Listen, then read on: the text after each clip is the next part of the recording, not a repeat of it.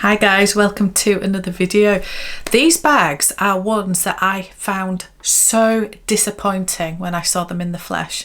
These are ones that are so underwhelming. They are not worth the money in my humble opinion. What are they? Which brands are they? How many do I have? Let's get going. So guys, I have got 5 bags that I lusted after, that I could not wait to see in the flesh, could not wait for them to be released so I could get my hands on them.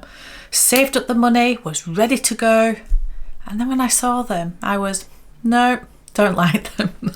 It's not a bad thing, it's not a bad thing, because I was able to cross them off my wish list and it saved me a lot of money. But what are they and why? Why were they so underwhelming? Let's start with Dior. I've just been to New York, and on my wish list to look at in New York, I could not wait to see the Groove bag.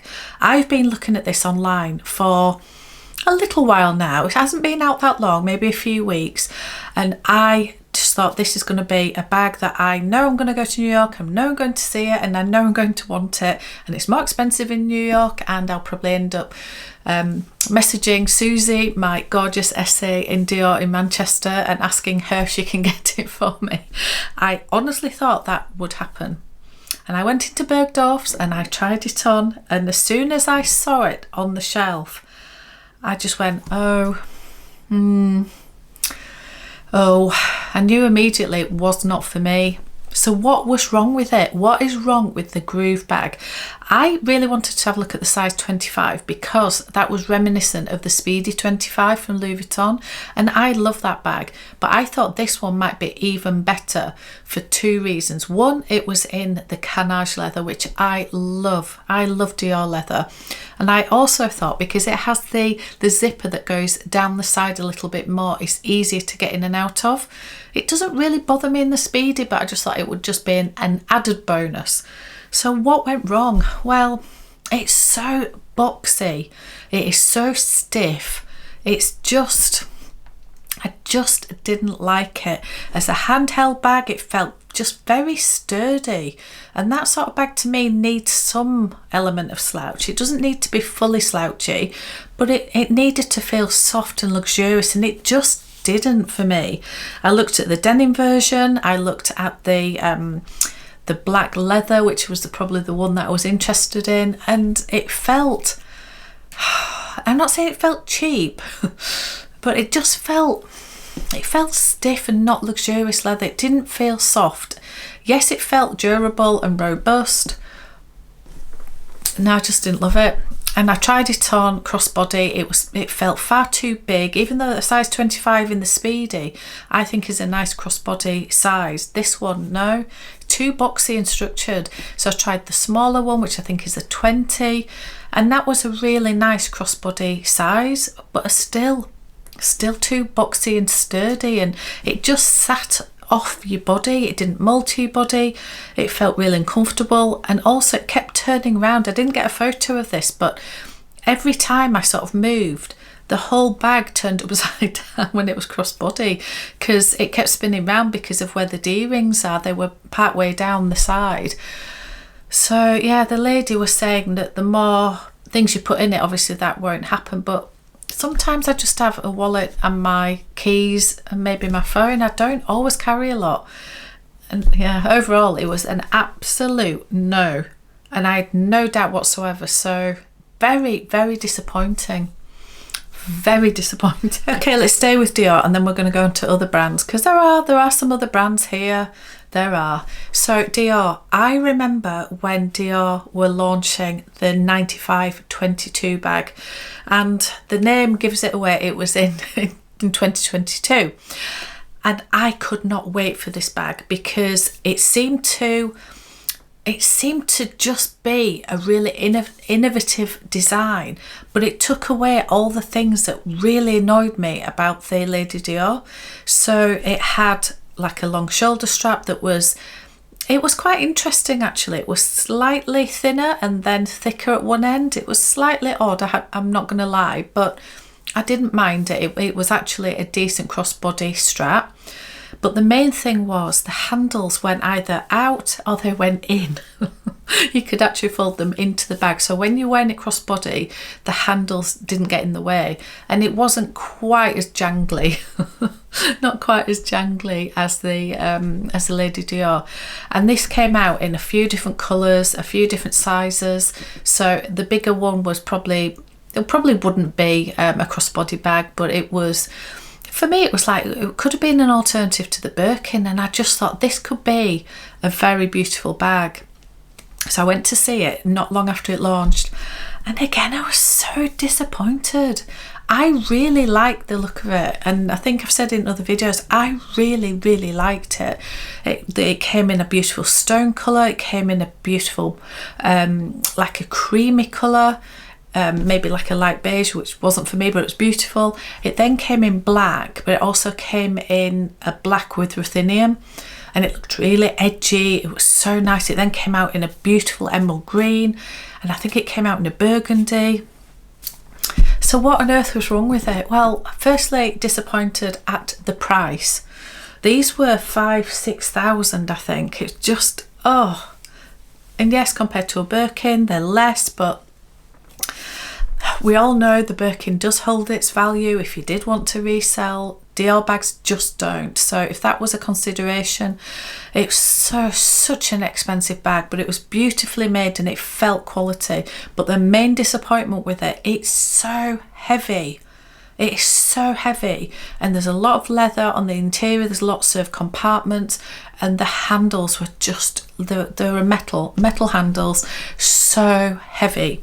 So for me, it was a definite no, and I was so disappointed because I just really wanted to love that bag.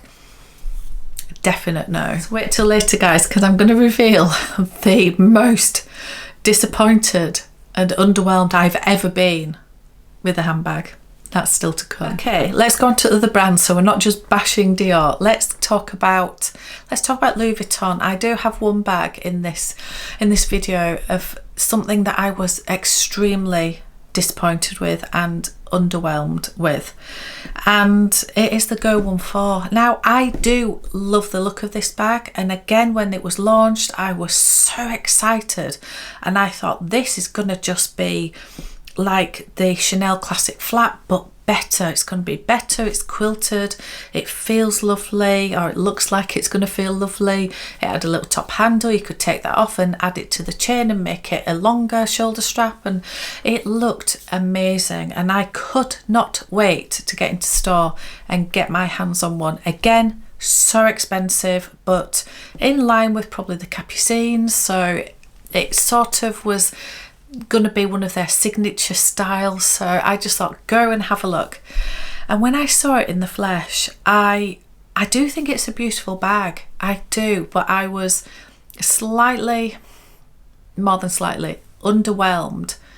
It felt like it looked like a padded, quilted twist bag, which of course is what it is. But when I'd seen the photos, I don't know, I just thought it looked a lot more luxurious than that. And when I saw it in the flesh, I do think it's a very beautifully made bag, but for the price of it, and also the MM size, which is a really quite a decent sized bag. I think it was the MM, or is it the PM? No, the MM. You just couldn't fit hardly anything in it because it was so padded that the outside made it look bigger than it was. So it wasn't, I don't know, there was something about it that just stopped me. So very disappointed in the pricing, disappointed that it didn't look a little bit more luxurious, and yeah, just underwhelmed. Something stopping me with it. But I did try the new PM size on in New York, and to be fair, it is a beautiful bag. Anyway, that's sort of one that I may change my mind on that one. Who knows? Okay, let's talk Chanel. Now, I love the boy bag. I loved it from afar for so many years when I couldn't afford a Chanel bag at all. And when I was in the position where I could possibly buy a Chanel bag, my first thought was it has to be a classic flap, but in the back of my mind it was, maybe I should get a boy bag. It's a bit edgier, a bit younger, a bit less classic, and I quite like things that have got a bit of an edge. and I was so disappointed. I was so disappointed when I finally got my hands on the boy bag. And I think aesthetically I loved it. I loved the black version, and I liked it with ruthenium hardware. I just thought it was so edgy, so beautiful, and it's very light. Light can be good and light can be bad, in my opinion. Some things that's very heavy can be a real annoyance because it's already heavy before you've even put your things in it. But heavy, sometimes you can feel the quality in it, and there's a lot more leather in it, for example, or a lot more hardware. So in a way it shows that its value is in the weight of it, if you like.